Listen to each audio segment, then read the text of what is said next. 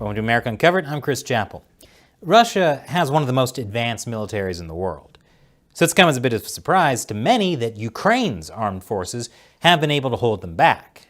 EU intelligence says Vladimir Putin is furious the Ukraine invasion hasn't been easy. So why did everyone miscalculate? Definitely a big part of it has been the tenacity of Ukrainians. They've been willing to fight when everyone just assumed they'd give up easily.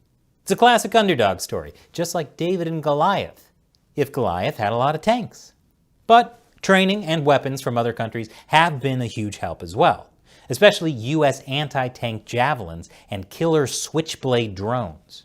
Okay, it's like David and Goliath has a lot of tanks, but David has shoulder-launching anti-tank missiles. But there's another element that's aiding Ukraine: US intelligence. The sinking of the Russian cruiser Moskva, Russia's pride of the Black Sea, shocked the world after 2 Ukrainian anti-ship missiles struck the vessel on April 14th. This morning, U.S. officials telling NBC News that happened with the help of the United States. Americans identified and located the vessel when asked by Ukrainian officials. Okay, it's like David and Goliath has a lot of tanks, but David has shoulder-launching anti-tank missiles and covert intelligence from a friend. Classic underdog story.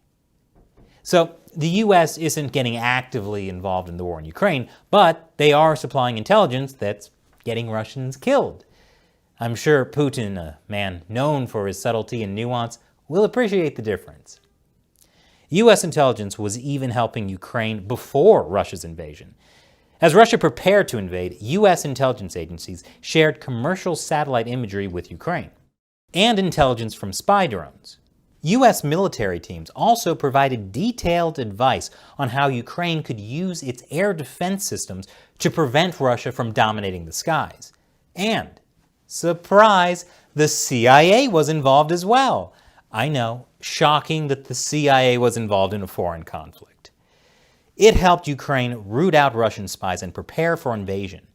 Following Russia's annexation of Ukraine's Crimea Peninsula in 2014, a small group of CIA paramilitary officers were sent into the country to train the Ukrainians in the use of Javelin anti-tank missiles, sniper techniques, and covert communications. The CIA is now also devoting significant resources to protecting Ukrainian President Volodymyr Zelensky. Since Putin wants him dead. As you can see, the US helped Ukraine in a lot of ways leading up to Russia's invasion. However, according to one anonymous official back in March, the U.S. is not providing real-time intelligence, which is important since also in March, the House Armed Services Committee Chair Adam Smith stressed that it is essential that the U.S. does not provide real-time targeting intelligence to Ukraine. We have to help Ukraine in every way we can without widening the war and stumbling into World War III. Yeah. We don't want to use real-time intelligence to do something crazy like kill Russian generals and spark World War III.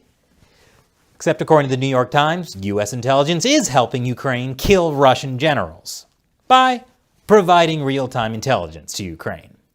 Boy, I miss the simpler days of only dealing with the global pandemic. But Biden administration officials are pushing back. They say they aren't helping Ukraine kill Russian generals.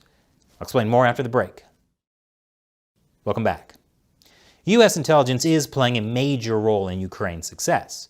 Thanks to good intelligence, Ukraine was able to kill approximately 12 Russian generals as of this recording. According to the New York Times, the U.S. had a helping hand in that. The United States has focused on providing the location and other details about the Russian military's mobile headquarters, which relocate frequently. But U.S. officials deny U.S. intelligence is targeting Russian generals in Ukraine. We do not provide intelligence on the location of senior military leaders on the battlefield or participate in the targeting decisions of the Ukrainian military. They also deny targeting the Russian cruiser in the Black Sea. We did not provide specific targeting information about the Moskva to the Ukrainians. We weren't involved in their decision to conduct that strike, and we certainly weren't involved in the actual execution of that strike. U.S. officials insist on distancing the U.S. from Ukraine's attacks. They want to avoid escalating conflict between NATO and Russia. After all, Putin does have nukes. Nukes. Putin's solution to every problem. That's why the U.S. says it limits what kind of intelligence Ukraine gets. For example, Officials say they've declined to provide information about potential targets inside Russia itself. The most important message officials want to get across is that the U.S. isn't involved with targeting Russian leaders. They don't like it when the media says otherwise. After the New York Times published its piece, National Security Council spokeswoman Adrienne Watson said the headline of the story is misleading and the way it is framed is irresponsible. The United States provides battlefield intelligence to help the Ukrainians defend their country. What? A New York Times story with a misleading headline and framing? They wouldn't do that.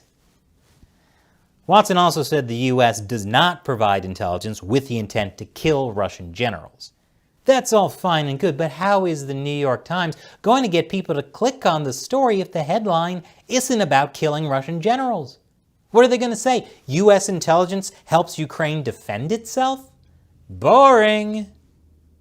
U.S. officials are also quick to point out that Ukraine doesn't just rely on U.S. intelligence. According to Defense Department spokesman John Kirby, Ukraine combines information that we and other partners provide with the intelligence that they themselves are gathering on the battlefield. And then they make their own decisions and they take their own actions. White House Press Secretary Jen Psaki echoes the same message. This is an inaccurate overclaiming of our role and an underclaiming of the role of the Ukrainians, who, frankly, have a greater level of intelligence and access to intelligence than we do. Well, I'm sure no one would disagree that others have more intelligence than the Biden administration. But is the U.S. really that innocent? More importantly, does Putin believe it? I'll get to that after the final commercial break. Welcome back. The U.S. government is pushing back against claims that it's providing intelligence that specifically targets Russian generals. Officials say they're only giving Ukraine intelligence to defend itself. What I say, Brianna, is that we routinely and have now for weeks been sharing information and intelligence about Russian units, both at sea and ashore, to help the Ukrainians defend themselves against this invasion. It's pretty obvious that U.S. officials are playing a pretty delicate semantic game here. And I'm pretty anti-semantic. For example, Defense Department spokesman John Kirby said this. We do not provide intelligence on the location of senior military leaders on the battlefield or participate in the targeting decisions of the Ukrainian military. But the Times never said the U.S. was providing intelligence on senior Russian military leaders' locations. They said the U.S. was only providing the location of the Russian military's mobile headquarters. Yeah, technically we're not telling you where the Russian generals are, but here's their mobile military headquarters. We're not telling you to strike, it's just a heads up. The same thing can be said for the sinking of Russia's Black Sea cruiser, the Moskva. According to CNN sources, Ukrainian forces, having spotted the Russian warship in the Black Sea, called their American contacts for confirmation that it was, in fact, the Moskva.